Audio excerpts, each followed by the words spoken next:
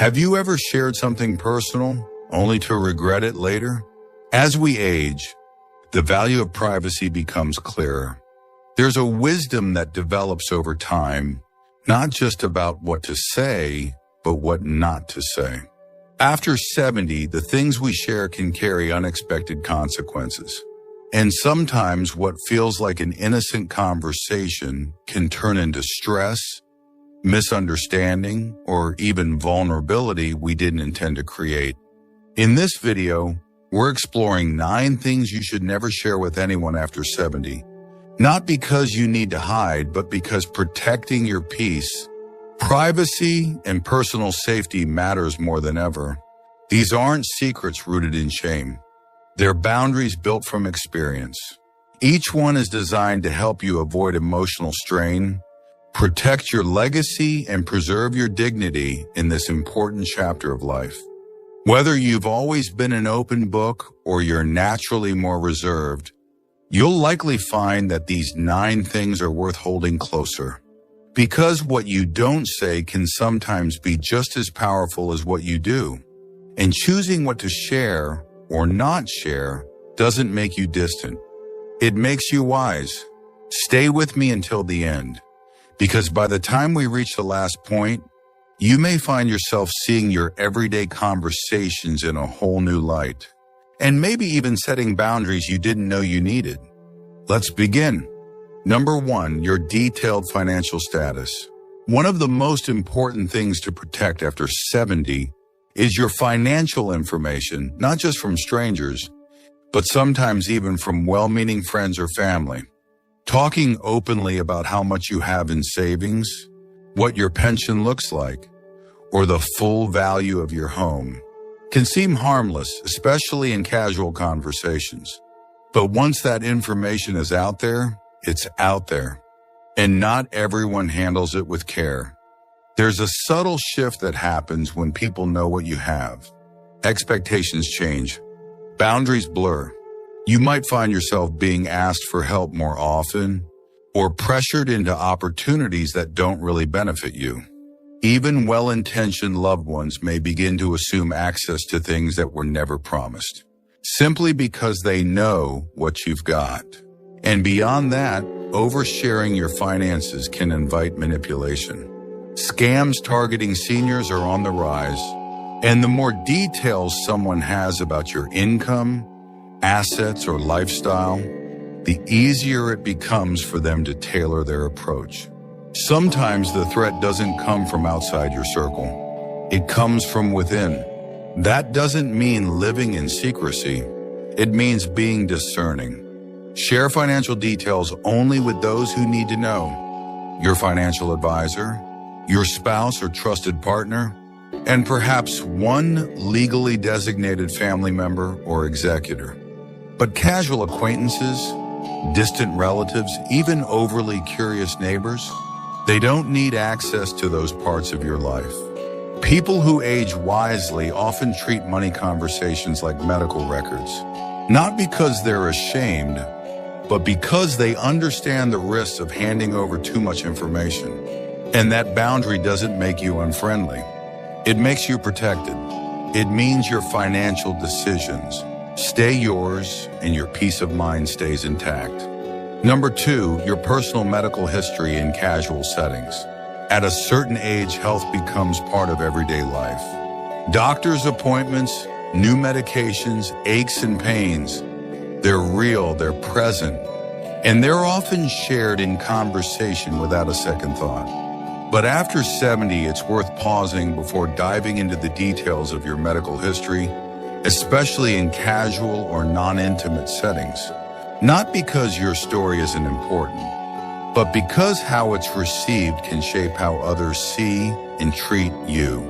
When you speak openly about every diagnosis, every surgery, every concern, there's a risk that others begin to view you only through that lens. You might notice people becoming overly cautious around you, offering pity instead of respect, or making assumptions about what you can and can't do. And once you're placed in that category of being fragile or in decline, it's surprisingly difficult to step out of it. There's also the emotional toll. Constantly retelling your health journey can keep you tethered to worry, fear, or even identity based on illness. And when those details are shared with people who aren't close, it can lead to uncomfortable comments, unsolicited advice, or even judgment you never asked for. You might hear things like, "Should you really be traveling?" Or maybe you shouldn't be living alone anymore. All from people who barely know the full picture. Instead, choose to share selectively. With trusted loved ones, healthcare professionals, or those walking a similar path, yes, talk freely. There's comfort in connection. But with others, you can simply say, "I'm managing some things, but I'm doing all right," and leave it at that. You're not hiding, you're preserving your autonomy. People who age with grace often speak with intention.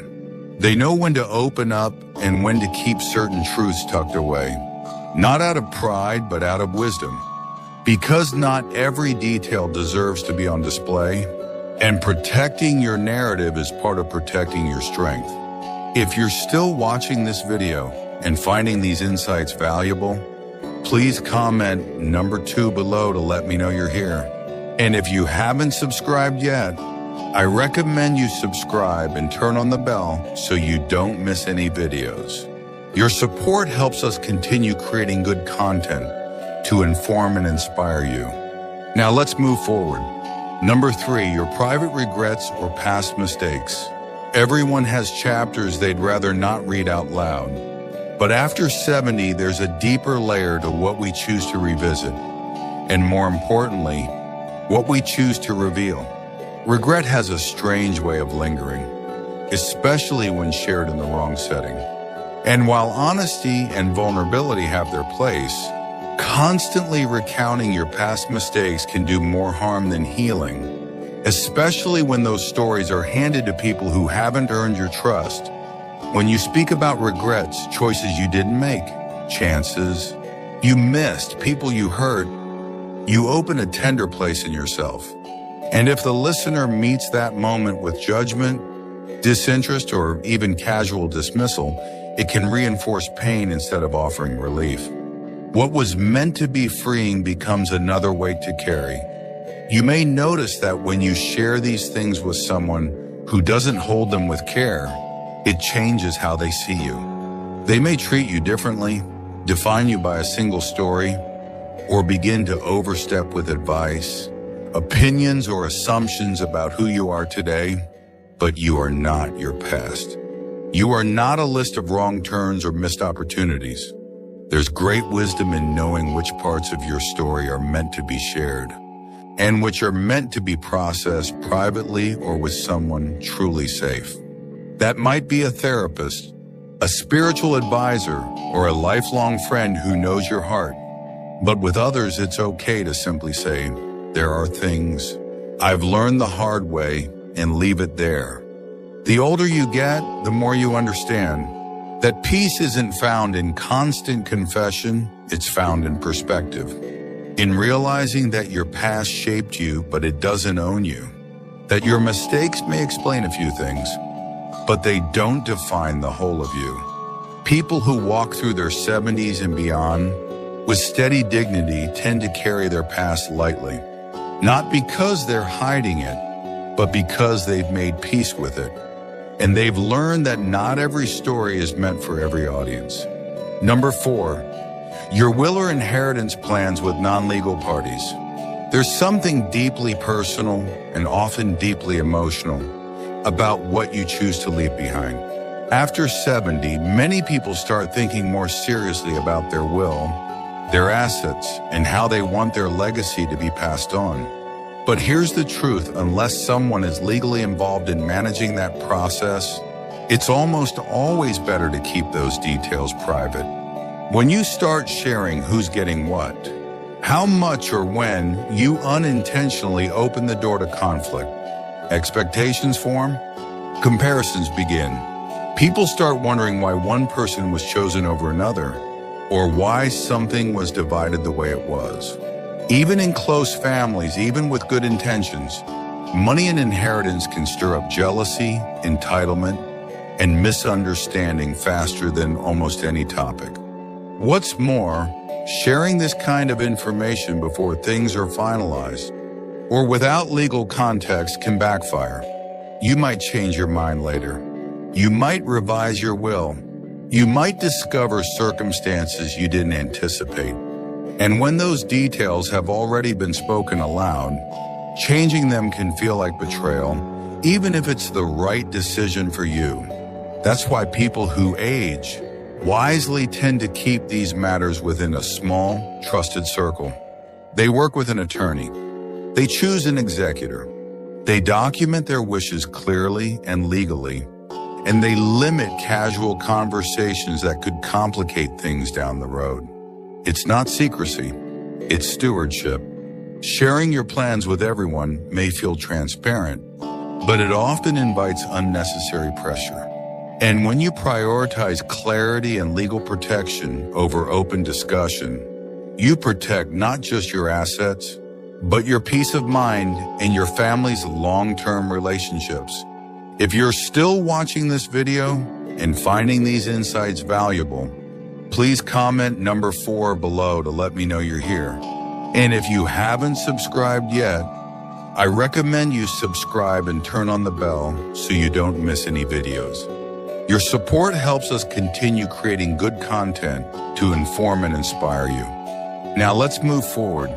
Number 5, your emotional vulnerabilities with untrustworthy people. There's a special kind of strength that comes with age. The strength to know when to open your heart and when to protect it. After 70, emotional clarity becomes even more important. You've seen enough to know that not everyone who listens deserves to hear what's deepest in you. And while it's healthy to talk about your feelings, sharing emotional vulnerabilities with people who haven't earned your trust can leave you exposed in ways that hurt more than help. Sometimes the person seems kind on the surface. They nod, they ask questions, they act interested. But later you hear your private worries passed around like casual gossip. Or worse, your fears are used against you to manipulate, to control, or to create a version of you that isn't fair or accurate. You might mention how lonely you've been feeling, or that you're scared of losing independence, or that certain family dynamics weigh heavily on your heart. And if those words fall into the wrong hands, they can be misinterpreted or turned into a story that paints you as unstable, incapable, or overly emotional. People who age gracefully learn to share their heart with care. They don't stop being open, they just become discerning. They know that vulnerability isn't about telling everyone everything. It's about knowing who's safe. in who's consistent, who holds your truth gently and respects what you've shared. It's okay to take your time, to test the waters, to observe how someone handles your small shares before you hand them the deeper ones. And if someone has already shown they gossip, twist your words, or use your feelings to gain control, you owe them nothing more. Your emotional well-being is not their business. Your heart has been through enough. At this stage, it deserves safety, kindness, and maturity in return. And the less you share with people who haven't earned that place in your life, the more space you create for those who have. Number 6, your relationship issues with your spouse or partner. Every relationship has its ups and downs, even the strong ones. And after decades together, it's normal for disagreements, frustrations, or even old wounds to surface from time to time. But once you reach your 70s, one of the wisest choices you can make is to protect your relationship by not airing out those struggles with people who aren't directly involved or who can't offer meaningful help. It might feel relieving in the moment to vent about your spouse to a friend, a neighbor, or even a family member. Maybe you share that you've been feeling unheard or that a certain behavior keeps bothering you. But what often happens next is this: the listener forms an opinion. And once that opinion takes root, it changes how they see your partner, even if things improve between you later on. What was once a private disagreement now becomes part of your public story. People begin to make assumptions. They may offer unsolicited advice. Or worse, they may start taking sides without knowing the full picture. And that can put even more strain on a relationship you've worked hard to build and maintain. There's also another layer. Sharing relationship frustrations too freely can sometimes keep you stuck in them. When you vent but don't take action, the story hardens. You relive the conflict over and over instead of moving through it. But when you choose discretion, when you bring those concerns to your partner directly or to a counselor or to someone truly objective, you open the door for healing instead of judgment. Couples who endure over time tend to keep certain things sacred. Not secret, but sacred. They know that just because you're upset doesn't mean the world needs to know. And they understand that protecting the image of your partner, even during hard seasons, is a form of long-term love. So speak up when something's wrong, but speak wisely. Protect your connection from unnecessary noise. And trust that some conversations, the most important ones, are meant to be had only with the person they're truly about. If you're still watching this video and finding these insights valuable, please comment number 6 below to let me know you're here. And if you haven't subscribed yet, I recommend you subscribe and turn on the bell so you don't miss any videos. Your support helps us continue creating good content to inform and inspire you. Now let's move forward. Number 7, your views on your adult children's choices. As a parent, it's natural to care deeply about your children, even when they're well into adulthood. You want the best for them. You want to protect them. And sometimes you see choices they're making about parenting, relationships, finances, or lifestyle that don't sit right with you. But after 70, one of the most challenging yet important skills to master is knowing when to stay silent. Sharing your opinions about your adult children's lives, especially with others, can backfire quickly. What you intend as concern may be heard as criticism. What you see as wisdom may be received as judgment. And when those opinions get back to your children, even through innocent channels, it can create distance, resentment, or even long-term strain in the relationship. You may feel tempted to talk about it with a friend or a sibling. I just don't understand why Michael quit his job. Or I wish Lisa would raise the kids differently. But once that leaves your lips, it lives in someone else's mind, and their perspective of your child can change forever. Worse, if word gets back to them, the trust you've built can take a serious hit. People who maintain strong relationships with their grown children know how to practice emotional restraint. They remind themselves that advice not asked for often feels like control. They wait for the invitation. They speak gently when it comes. And above all, they keep private opinions where they belong. Private. This doesn't mean you stop caring. It means you start trusting. Trusting that your children are living their own lives, learning in their own way, and trusting that your quiet support, your consistent presence, and your respectful distance often speak louder than any opinion ever could. Your wisdom still matters, but when offered at the right time, in the right way, it lands with love instead of resistance. And in the long run, that respect builds the kind of connection that lasts. Number 8, your passwords, PINs, or important access information. After 70, managing your digital and financial security becomes more important than ever, but so does knowing who to trust with your sensitive information. Sharing passwords, banking access, or key personal data, even with family, should never be done casually.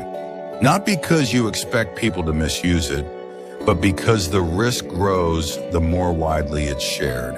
It might feel convenient to give your grandson your email password so he can help you reset something. Or maybe you've told a neighbor where you keep your checkbook in case of an emergency.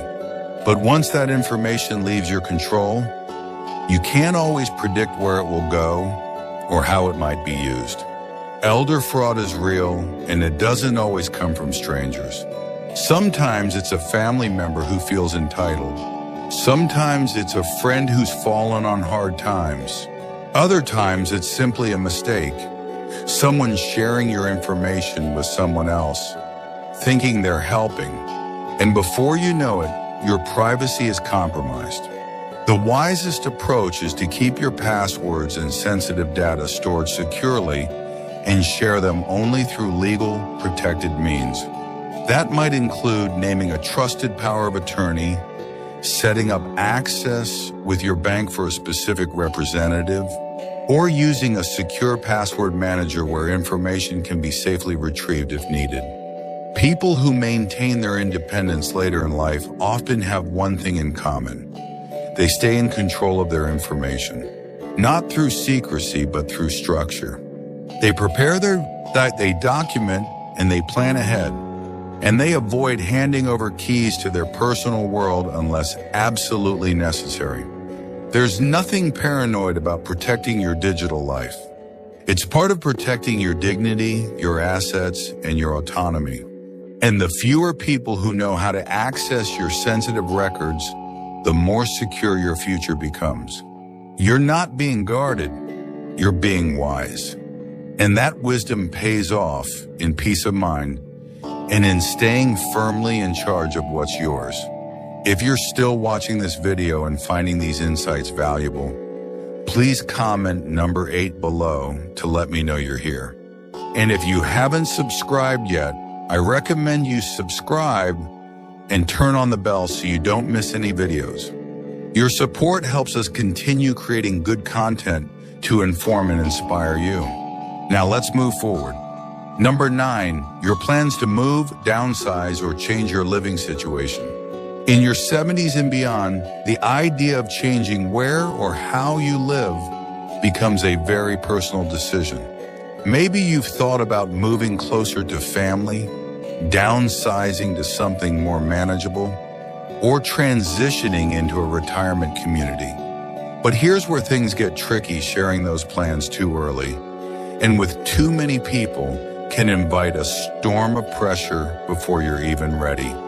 What begins as a passing thought, maybe I'll sell the house in a year or two, can quickly snowball into advice, assumptions, or even unsolicited help.